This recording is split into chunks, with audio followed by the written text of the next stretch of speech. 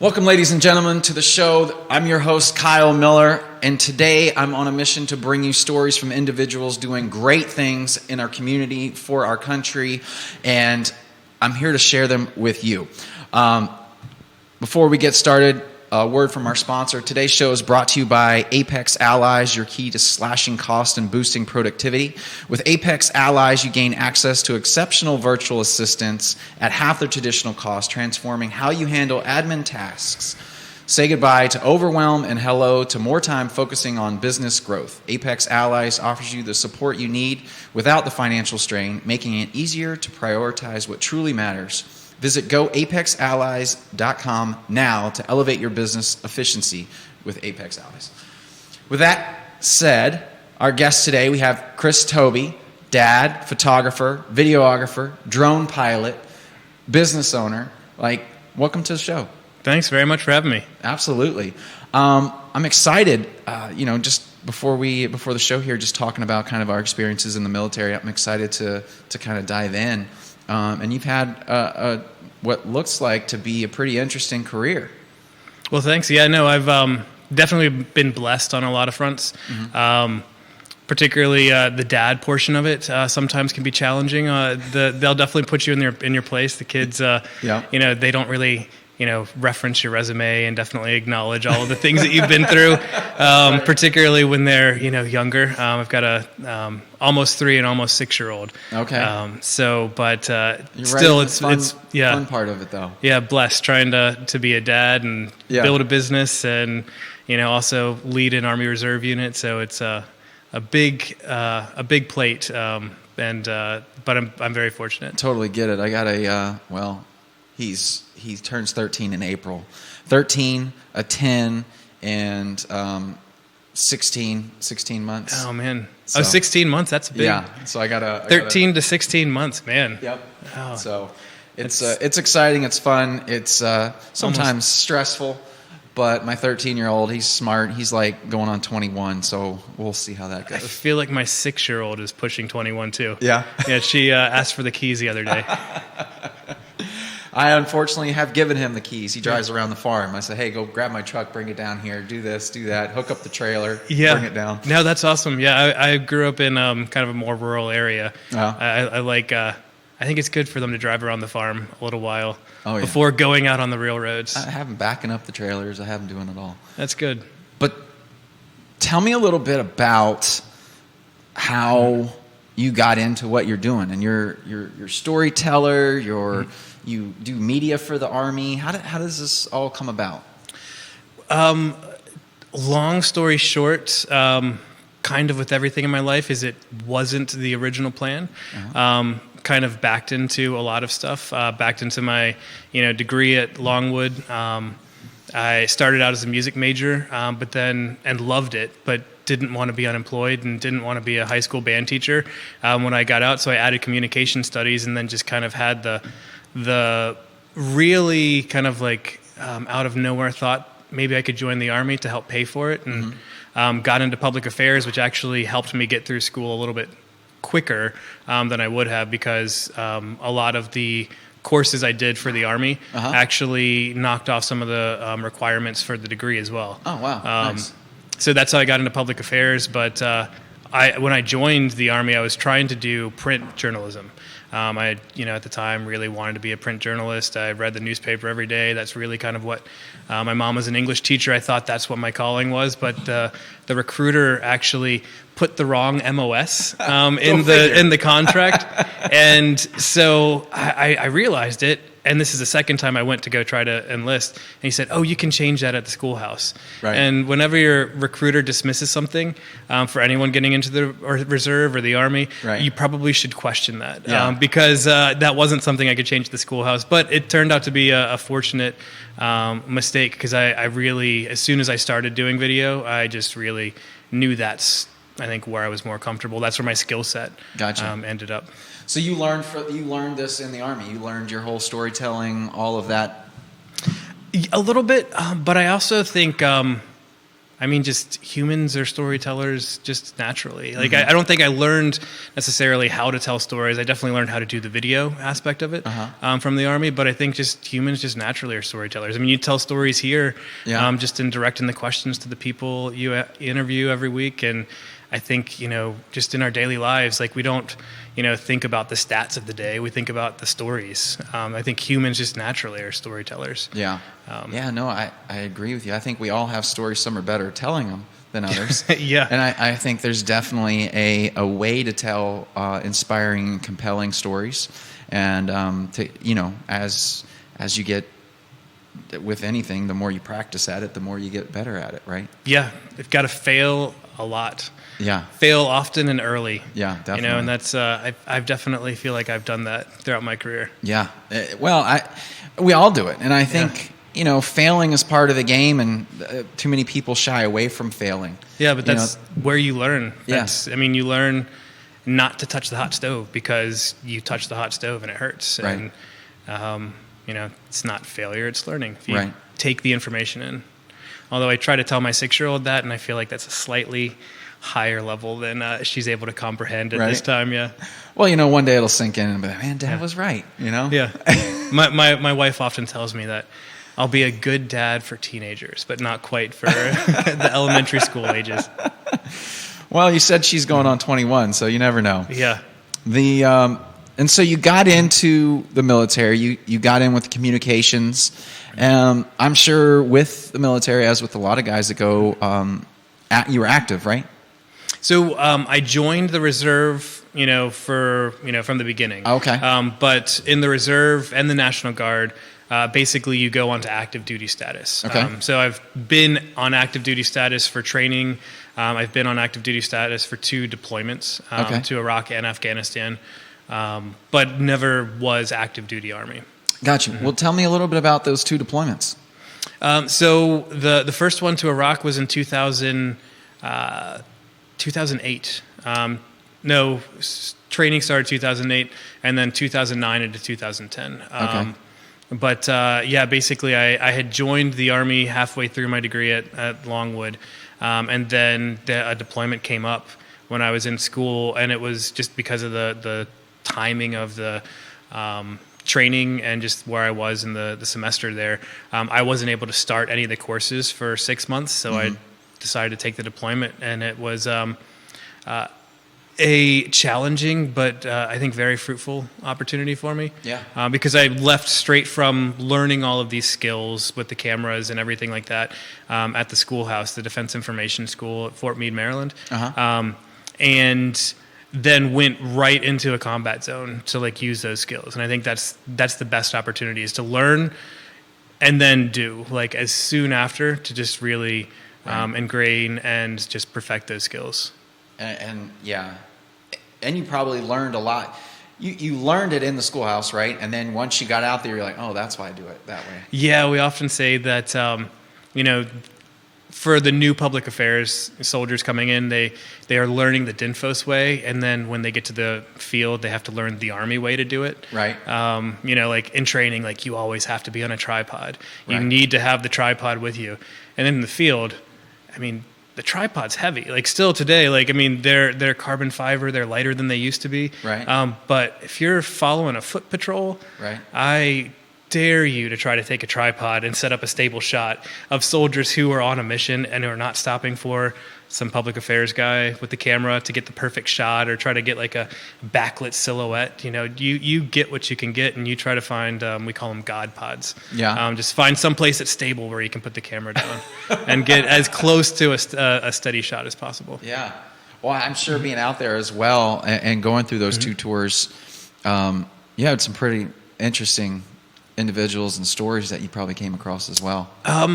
Yeah, I had, fortunately for me, most of my combat stories end in a punchline. I wasn't ever really in a or at least for a long time in a forward operating post or anything like that, where I was really out in the sandbox.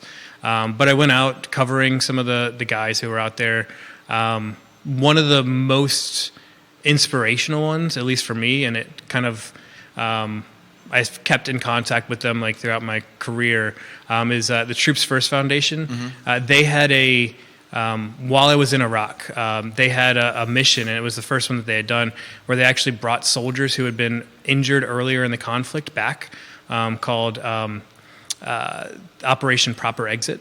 Okay. And that was really powerful because I was still new to the Army at the time, and these were all soldiers who had been there, done full tours, and then got injured on the second one. Some of them got injured on early, but like they had seen much more hardship than I had, right? And they wanted to come back. So the whole goal of Proper Exit is to bring the soldiers back into country after they've been injured.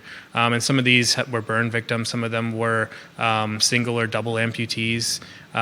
So they had gone through a long recovery process after getting back, and it was inspiring to see how just kind of like rejuvenated they were to be back, in like the same areas that they operated in, and to see some of the same soldiers that they had served with. And then the whole point of the Proper Exit is that they leave on their own 2 feet, on their own terms. So this program, now I think I get what you're saying. This guys would get injured, they go back. Yeah. They get surgery, they do whatever they needed to do, but this Proper Exit was a program that brought them back over. Yeah. And, they, I guess, more personal training or physical therapy, is that? Or yeah, it's, I think honestly though, so it's a Troops First Foundation, which is still does other things, obviously with not having like the presence in Iraq and Afghanistan now, they don't do Proper Exit anymore. But Rick Kell is the head of it. And they found that it was partially one to kind of like benefit the soldiers. They could kind of have that emotional lift from seeing, that their sacrifice had an impact. Right. But they found that honestly, for the soldiers who were over there, it was more inspiring to them, or almost as inspiring to them, because it just kind of solidified that, everyone comes home.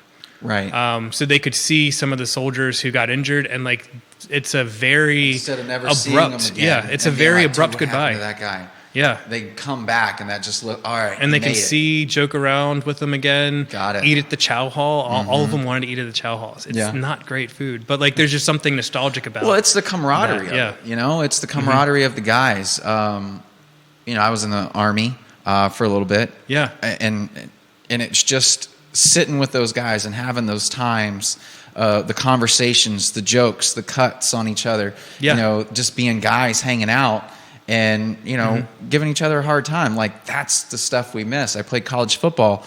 I missed the game, but I missed the guys more than I missed the game. Yeah, I bet. Hanging out in the locker room and cutting up and, and going through everything that we went through. Those are the stories that, and the things that I remember. The 6 a.m. workouts, the bear crawling across 100 yards while the guy's on your back. That's the stuff that I remember. I think it's the common purpose is really what it is. I mean, you have a very clear purpose. I like that. When you're doing it. And also you can do, all sorts of sufferings when you're doing it with other people. Right. You can suffer longer for more. Yeah. Absolutely. Well, that seems pretty awesome. So the stories that you were that's what you were doing. You were taking those stories and you were sharing that with. So yeah, we kind of, in Iraq, there was still actually a radio mission. So it was AFN Iraq and then AFN Afghanistan. I was working for AFN both times. Okay. Which is really desirable for me wanting to do primarily video. Because with the AFN, it's like all broadcast. So in Iraq, we still had a radio mission. So for the first 3 months, I was actually basically like a drive time radio DJ. Okay. Just doing,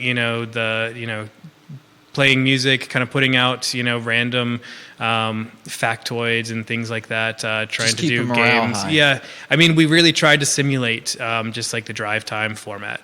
Right. Playing music, putting out, command information here and there, but really it was more entertainment. But then after that, I kind of shifted to being more of a video focus, and I was very fortunate. I think one of my first or second stories was actually the Troops First Foundation, and that was just really inspiring.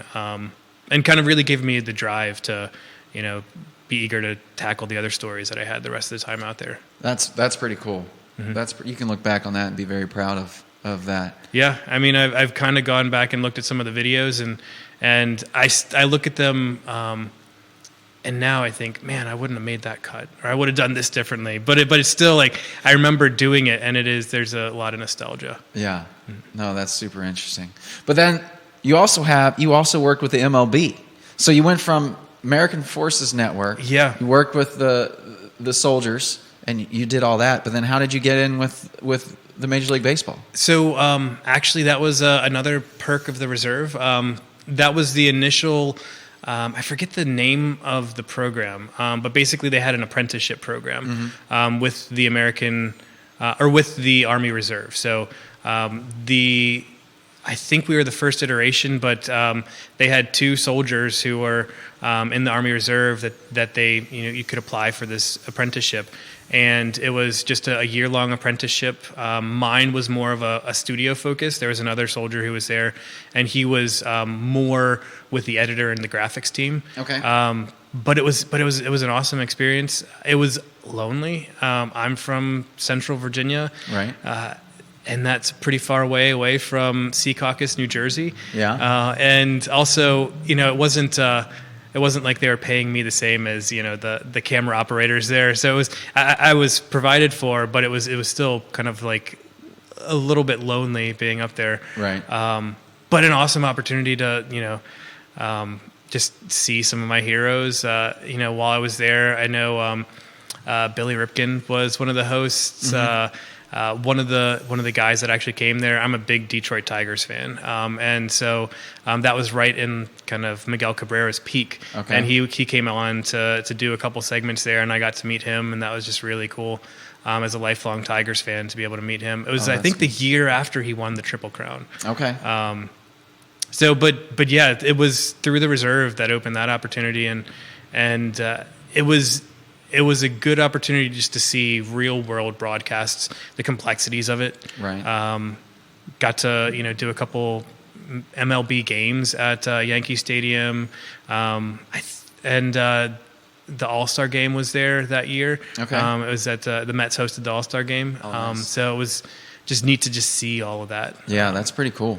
But I did learn that the traffic up there is just not something that I wanted to be living in for the rest of my life. No, I drove into Charlottesville yesterday, and I don't come to town often. I just come to town usually for these. Yeah. And there was traffic backed up all the way to almost to Black Cat Road exit.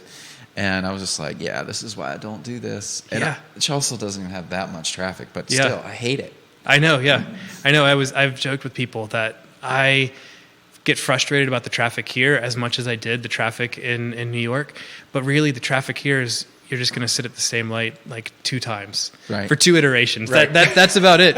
There, I mean, I would have to leave 45 minutes early, for a 15-minute trip, right? Just in case, traffic was blocked off and I had to take a roundabout way to get to where I was going. Yeah, it's wild. Yeah. And so you've taken all these experiences from, being in the Army and doing that and the MLB, and then now you have your own business. So how does that come about? Honestly, it was kind of spurred on by the pandemic. Okay. I had been working at UVA Health and was doing a kind of part-time or half and half video and half administrative role there. And when the pandemic hit, just because of the changing of everyone's jobs and roles, all the video fell apart or fell away. That was just secondary to what the initial focus was. Just right. And I had been there. I didn't mind it, but I knew that I had a passion for storytelling, and my wife was a teacher, or still is a teacher. She's not active. She's at home with our kids now. But I stayed home with my daughter and kind of started setting the groundwork for what became Tobey Media while she was teaching virtually for a couple years. Okay. And that's kind of what led into it. Nice. The stories I was telling at UVA Health were were nice, but they weren't really the ones that kind of inspire you. Because it's it's kind of telling the story of the pharmacist, and I love my time there and love the people that I worked with. But it's only so many ways you can kind of spin that. Yeah, spin that. So, what kind of stories are you telling now? What are the stories of some of your clients that you're helping with now? What specifically are you doing? Is it local? Are you going anywhere else? How's that working? So yes to all that. I mean, I've got some clients in Williamsburg, some throughout the state of Virginia, kind of more central Virginia, but mostly local. Honestly, the ones that I started cutting my teeth on with just like the business have been in like kind of the nonprofit sector, some different ministries. I've done some work for a number of Catholic parishes as well as Catholic student ministries at Williamsburg. And those are I feel like naturally inspiring stories to tell because the students who are there are very inspired. When you have a subject who is just very, very into, the story that you're telling, it's just really easy as a videographer to capture that beauty. Yeah. No, and so how are people reaching out to you? Are you doing like, how do they work with you in this? As far as like, kind of like do they client reach discovery, out to you and just kind of say how does the process work with you, and how do they work with you? Like, do they reach out to you and say, hey, I want you to shoot a story about my life, or hey, this is an outcome that I'm looking for? How does that work? So it's mostly organizations. So I mean, for what I've done so far, I work with like directors of development or the the pastor or somebody in the organization that want to tell something. It hasn't really been as much of individuals reaching out. Although I've certainly gotten into some of the weddings. I did one really. It was it's obviously not like kind of my standard fare, but I did one. I think it's called what was it called? A karaoke video, which is basically it's like a. I had never heard of it before the client asked for it, but essentially it's like a lip dub of everyone at her wedding to a specific song. And that was a ton of fun to put together just because it mixes, again, like the people who you're with are all super happy, because they're at a wedding, they're celebrating. But then like mixing it with the music was a whole lot of fun. And that kind of got to scratch the itch of, starting out as a music major in school again as well. But so everyone is different. Every client is different. Every story is different. So it's really more of a collaboration. I need to work with the client, figure out what they need, what their story is that they're trying to capture. And then it really is a collaborative effort with them to bring that project to fruition. Now, when you sit down and collab together, how long does this process take? Is it kind of like, all right, well, we're going to sit down and have a conversation for an hour. We're going to talk about it. We're going to go through it. Then we're going to meet next week and figure this out. We're going to storyboard this. How does that work? For some of them, yeah. For some of them, it is sitting down, doing a storyboard, trying to plan out the shoot. Sometimes it is over the course of a month of production. Sometimes it's a lot quicker. Honestly, there's a few, and this has kind of been a channel that I hadn't foreseen initially, but I've also gotten into some live production as well. Not necessarily live streaming, although that's what I've been pushing in the Army Reserve. I work for a broadcast specific unit, and live streaming is what we're getting into, using OBS and Facebook Live or YouTube, but basically taking a live event that they're doing. I did one for CBIC, who I don't remember what the acronym is for, but I think it's business innovation. I believe, or the B and the I in that. But then also, I just recently did one earlier this week for the Institute for Family Studies. Okay. And they had a live book launch, and I set up the cameras there, and then basically just kind of produce it after the fact, so that way they can share it a little bit more produced. So you'll come, you'll do, you'll go through the whole thing. You'll bring the cameras, set up the scripts, you'll get everything together, you'll direct it, you do all of that. Yeah. Okay. And it's a lot of hats, and sometimes I kind of share the hats with the clients. In particular, when it is like the director of development for an organization, they kind of, we both share the vision, and so that makes it a little bit easier. But it's a lot of fun. I'm not that type A personality that's rejuvenated all the time by social interaction. Right. But it's draining, but also very rewarding at the end. Okay. And then, I take all that I gathered, and I go into my basement and turn off the lights and just like work through, the edit. Yeah. Well, how, where do people go to where do people go to connect with you, to do this, to reach out, have conversations with you, and kind of do a discovery process for this? So on my website, tobeymedia.com, Tobey, like the pawn shop in town, although there's no affiliation. I'm sure probably like a century back there might be like a distant relative that we share, but I have no. You are from Central Virginia, right? Yes, but not historically. Okay. I was actually born in Detroit. That's why why you're the Tigers. Yeah, Tigers fandom. Is that because family was a big fan of that, and you kind of got sucked in by family? I was born there in 1984, the year that they won the World Series. So I think that just kind of mixed in with the genetic, material in me. So like I, regardless of like how badly they do, I can't not root for them. Right. Mm-hmm. Well, tell me a little bit about like starting this business, the trial. Like as a business owner, right? We always go through different things. It's startups. It's getting the marketing out. It's figuring out this process, figuring out that process, dealing with customers, like when you decided to go out on your own and do this through COVID.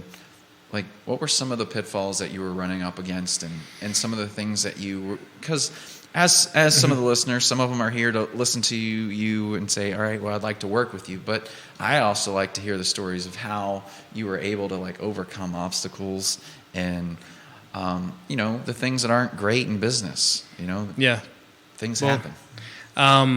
As far as overcoming obstacles, I might be able to give you more tips in a couple years once it kind of like launches to kind of to the level that I'm hoping I can eventually build it to. But honestly, what I did was we had been saving aggressively before. I think for a while this was kind of the long-term goal, and then COVID just kind of seemed like the right moment to. We had about a year to a year and a half worth of savings built up. Okay. And so we just launched. I've gotten a lot of benefit out of collaborating with the CIC, the Community Investment Collaborative. Yeah. Just down the street from here, as well as the Small Business Development Center. Okay. So mentorship there. There's a lot of resources there that I benefited from. Some financial. Management courses that I was able to take, and I did actually, and you've had a few other guests who've gone through them. Yeah, the pie guy. The pie guy, as well as Jay with Mahogany and Friends. Yeah, both of them are affiliated with CIC. Did the entrepreneur workshop. Yeah. So kind of doing that, but honestly, just getting out there. I know the video production. I know. There's always not say there's nothing that I can learn, but there's always stuff you can learn. But I know how to do that.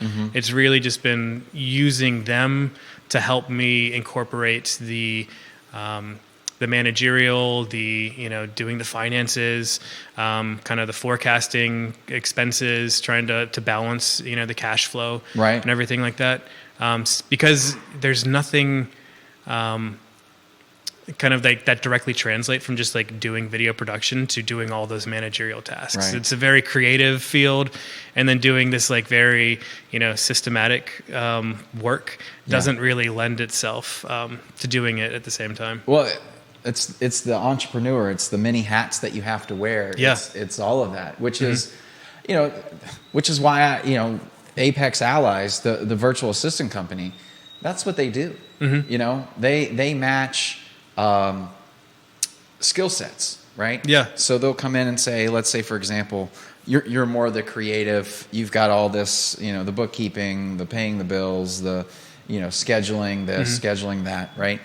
That's they go out and hire or find virtual assistants and match you up with them, and they take care of that aspect for you at a cheaper rate than what you'll find in the States. Yeah. Right.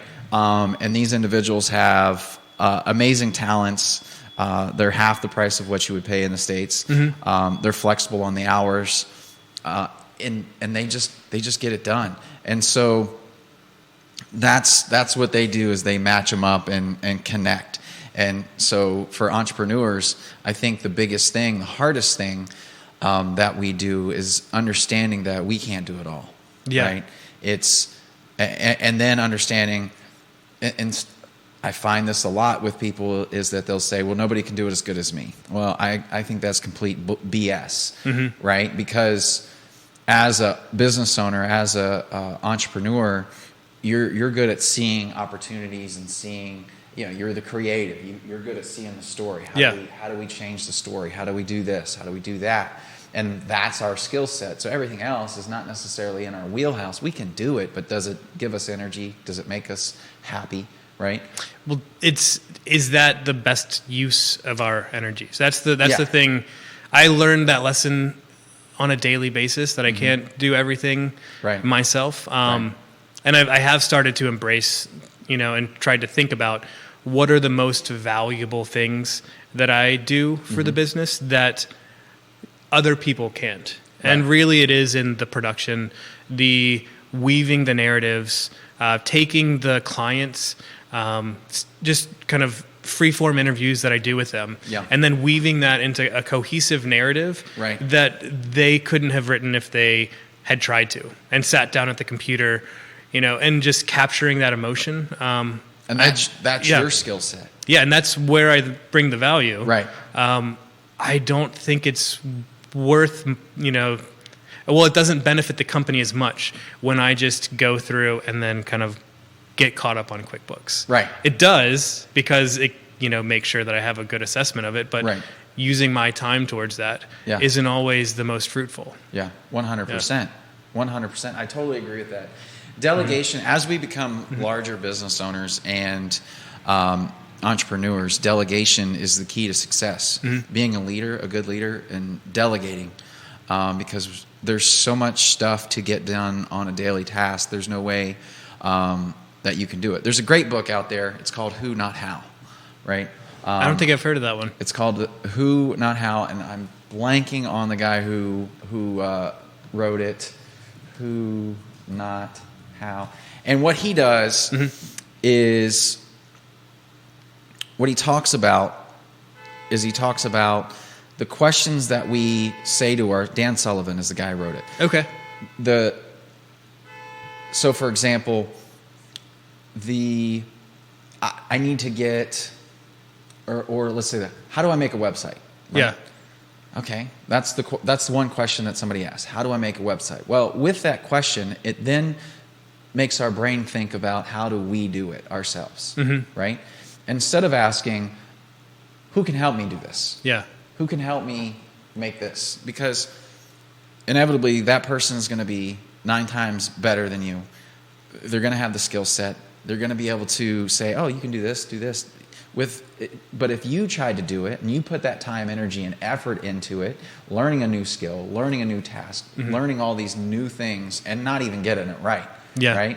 That is not a great use of your time. And if you just paid somebody to do it, you would be so much further along. I feel like you may have talked to my wife about the website example, because that's exactly the situation that I was in for months. Right. I tried to learn how to build on like a variety of different platforms the website that I wanted. And then I found out through the SBDC, they had a program where they would collaborate with me and they would work with a designer to build the website. And I was very fortunate that I was able to get in before the funding ran out for that, because they built the website and then I was able to manage it, once it was built. Which is... It's a whole different skill set. Oh yeah, I could have built a website, but it might have had like a single, like it would have looked like it was made in the like early 2000s. Right. And that's what I could do. But with a little bit of help, I'm there's always things I would like to change and tweak about it, but I got a much better website than I would have gotten, and a lot quicker than if I would have tried to learn how to do that myself. And then, so I always ask myself that question: who, not how. Like if and I get it. People will always revert back to that, and I do it sometimes too. And I'm like, man, how do I get that done? How do I get that done? Yeah. Stop thinking that. Like, when did you start using a virtual assistant? Oh, 2015. Really? Yeah, I've been using virtual assistants for a long time. What was it that? Actually, not to ask you all the questions, but what was it that caused you to make that change? All right, so I first started using a virtual assistant back in, I think it was earlier than 15. I think it was like 13. Because HUD Home Store, which is a website that had properties on it, had hundreds of houses on it, on their website. And we can make offers on those houses every single day.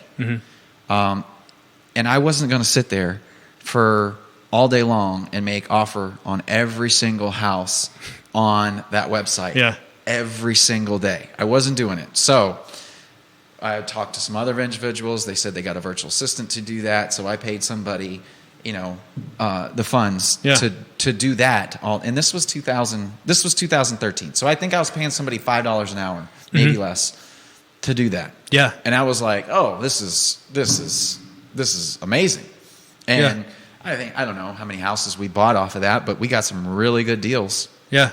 Just because you've got someone whose job it is to make sure that it's done. And So it's delegation. That was my first, learning how to delegate. The other one is when I first started getting into flipping houses, the first house that I ever flipped I did it myself. And I learned, I had some skills, not much. And I learned that those skills, I had done some construction with an individual, but the stuff I didn't know, I learned on like YouTube.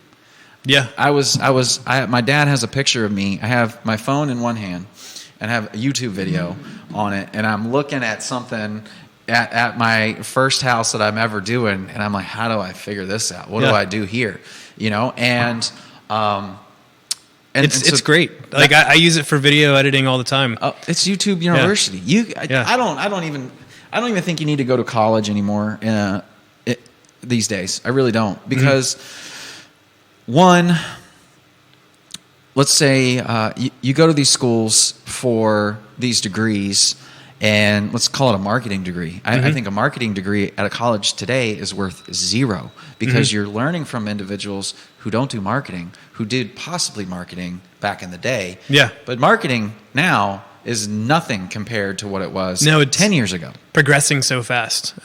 Just the field is changing. I mean, if you write a textbook in this year, it's probably 2 years. It's going to be out of date. You're going to need to do a new edition, which is great if you're writing textbooks. You're selling new textbooks every year, but it's not great for retaining that knowledge, because by the time they graduate, it's going to be outdated information. Yeah. So when my kids get to that age, and if they don't, God forbid they want to be a doctor or an attorney or a lawyer or something like that.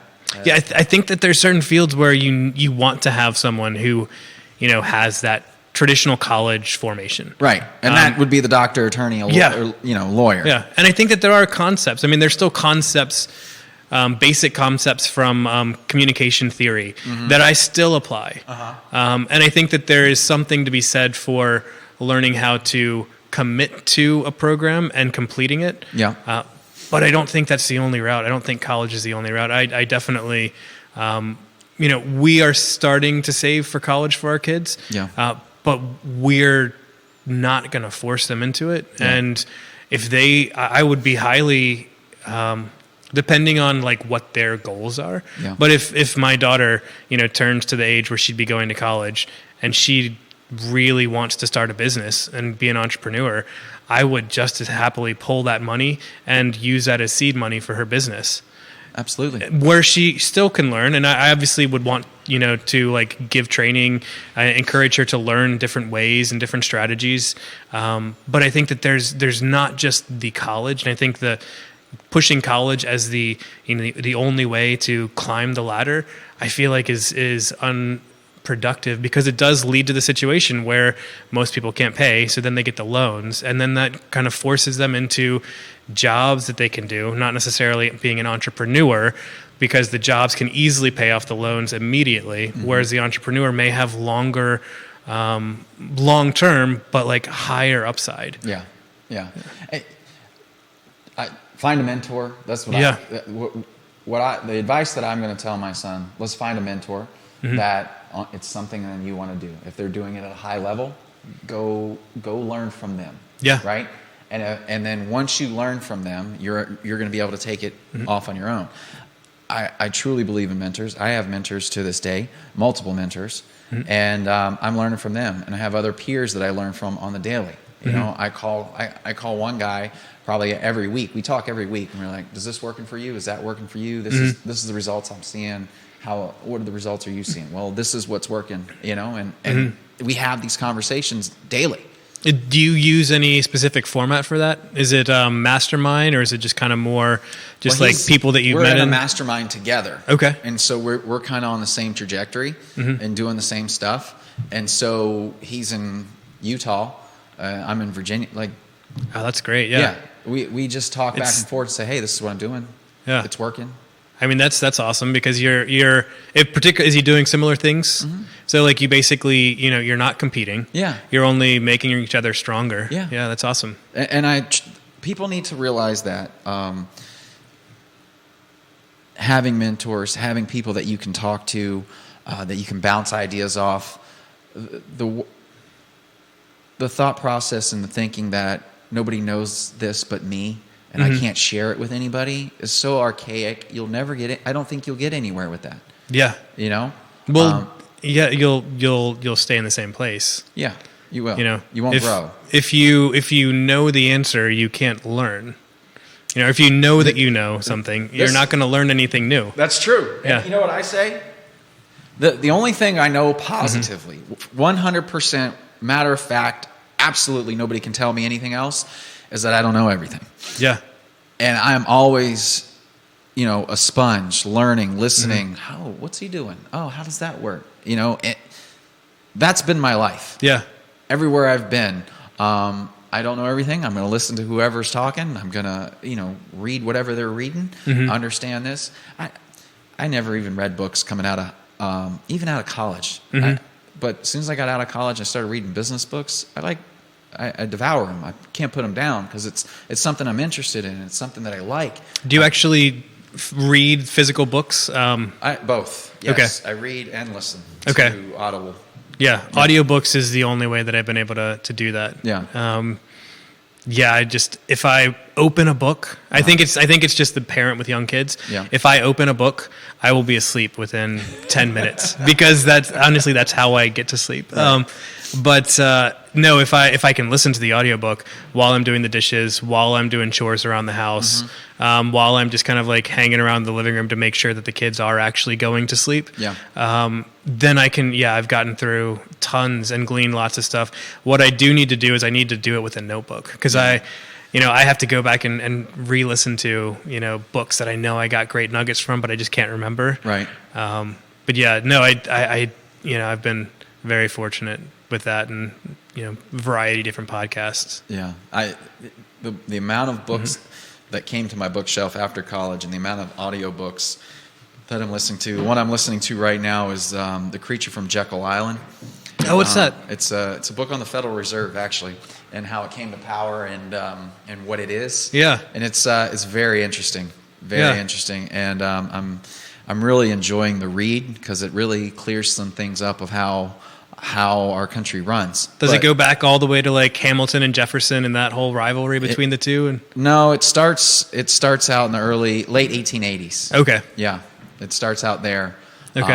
And then kind of, well, it's a 24-hour long book, and I'm man. I think 3.5 hours in, and I'm like, holy cow, like this is a lot. How quickly do you listen? Do you do like 1.5 times speed? Most of them I do 1.5 times speed. I can't do 1.5 times on this because there's too much.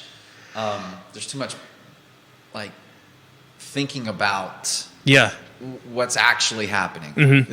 The monetary terms, the names that they're using. I want to make sure I get those names right. And it's like I got to follow the story of the weaving of the web, and how is this going, and who is that guy connected to? And if I listen at 1.5, I won't catch that. Yeah, no, I had the same. I usually try to do 1.5, but I kind of went through a phase where I was doing some of the classic novels and was listening to the Crime and Punishment, and because of all those Russian names, like I had to drop that down to like almost like 0.75 speed, because it's just like all these names. I'm like, wait, who was Rashomon, and like who was this person? And honestly, I couldn't tell you who was whom. But now it's been a couple of years, but at the time I was just trying to make those connections. Had to slow it down. That's what I have to do, but. I enjoy reading it now. I enjoy, the business books. I enjoy all of that. Mm-hmm. So, but Tobey, Miss Chris, Tobey. It's okay. They're both first names. Yeah. My middle name's a first name and a last name too. What's the middle name? Richards. Yeah, it's my grandmother's maiden name. Yeah. Yeah. So I've been called Sergeant Christopher. Like just because of the way that like your name is in different orders on military documents. Yeah. And whatnot. So I'll respond to all of them. Well, I appreciate you coming in and sharing the story with us, and sharing how you share stories. And again, tell people where they can find you.